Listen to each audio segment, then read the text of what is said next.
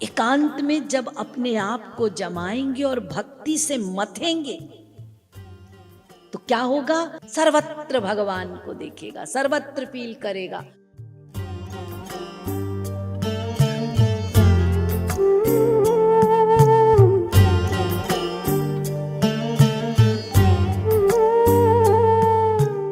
एक होती है कर्म योग की साधना और दूसरी होती है कर्म संन्यास की साधना। आपको कर्म सन्यासी भी बनना है, आपको कर्म योगी भी बनना है, दोनों चीजें करनी है। हर एक को कर्म सन्यासी बनना होगा। क्यों? वो इसीलिए, कर्म सन्यासी का मतलब पहले समझिए। आपको एकांत में बैठना होगा, मन को भगवान में लगाना होगा, जिसको साधन भक्ति कहते हैं। एकांत में बैठना क्यों कंपलसरी है? एकांत में मन लगाना क्यों कंपलसरी है? वो इसीलिए कि अभी हमारी स्थिति कुछ ऐसी है जैसे दूध और पानी। दूध पानी मिक्स है। पानी ने दूध से कहा, मिस्टर हमसे अलग होकर दिखाओ। पानी को बड़ा दूध को बड़ा इंसल्ट फील हुआ, क्योंकि वो अलग नहीं हो सकता। तो दूध ने सोचा कि क्या किया जाए, ये मेरी बार बार इंसल्ट करता है। जल एकांत में अपने आप को दूध ने जमाया, दही बन गए।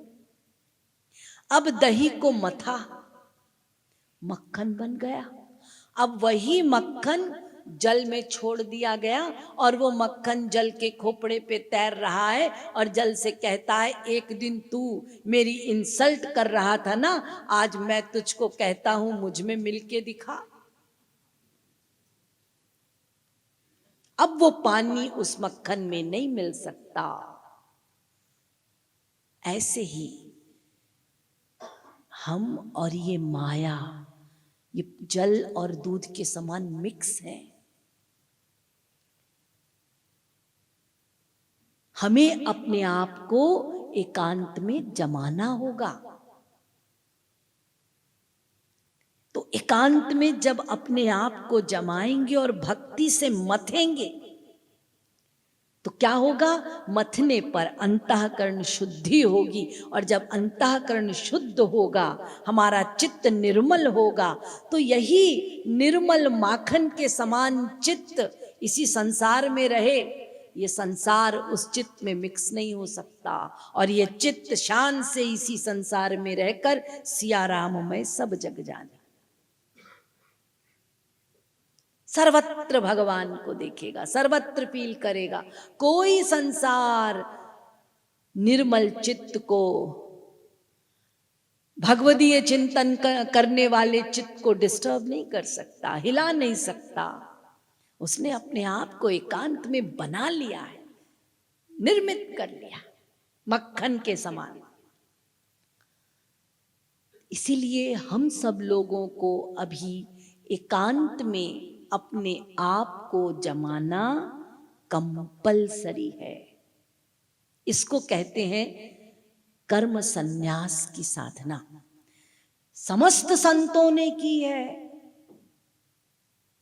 हर एक ने की है, क्योंकि नाम से ही, नाम की साधना से ही ये अशुद्ध अंतःकरण शुद्ध होगा। तो ये है कर्म संन्यास की साधना। 24 घंटे में एक टाइम फिक्स कर लीजिए और एकांत में बैठ जाइए। और फिर क्या करना है? आपको जो भगवान का स्वरूप सबसे अच्छा लगता हो उसको चुन लीजिए और उसको रखिए अपने सामने। अब क्या करना है? ये जो आपने फोटो रखी है, इस फोटो का ध्यान नहीं करना, वो तो जड़ है। ये तो केवल आधार है।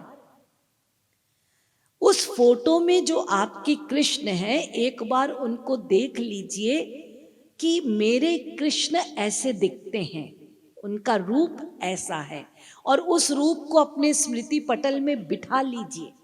उनकी आंखें ऐसी हैं, उनका भाल ऐसा है, उनका कपोल ऐसा है, उनके अधर ऐसे हैं, उनके अजानुलंबित भुजाएं ऐसी हैं, उनके चरण ऐसे हैं, सब देख लीजिए और उसको स्मृति पटल में बिठा लीजिए।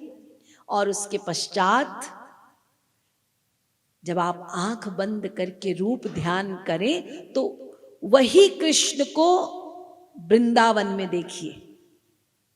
इसके पश्चात किसी भी संत का, वास्तविक संत का, चाहे तुलसी, सूर, मीरा, जैसे हम अपने गुरुदेव का, कृपालु जी महाराज ने जो पद लिखे हैं, जो कीर्तन लिखे हैं, तो वास्तविक संत का भजन लीजिए और उन भजनों में जो भाव वर्णन है उनको गाइए या बजाइए, और उसमें पंक्तियों में जो जो भाव है वही भाव को स्वयं का भाव बनाते हुए मन से श्री कृष्ण के समक्ष अपने भावों को रखिए। लेकिन कुछ बातों को ध्यान रखिएगा। पहला पॉइंट, मुझे कृष्ण से प्रेम के अतिरिक्त कुछ नहीं मांगना। दूसरा पॉइंट, वो मेरे हैं, वही मेरे हैं, इस भाव को दृढ़ करना। और तीसरा पॉइंट, अपने कृष्ण को व्याकुल होकर भोले बालक के समान पुकारना। और उस ध्यान में कभी संयोग का ध्यान कीजिए, कभी वियोग का। जब संयोग तो ऐसा देखिए कि वो आपको गले लगा रहे हैं, वो आपको सहला रहे हैं, वो आपसे बातें कर रहे हैं, और कभी दिखाई नहीं पड़ते, मेरे कृष्ण कहाँ हैं। वियोग का, व्याकुल होकर उनके दर्शनों की लालसा बनाकर रोना है, पुकारना है, क्रंदन करना है, और फिर अपने आप को दीनहीन अकिंचन मानते हुए उनसे कृपा की भीख मांगनी है।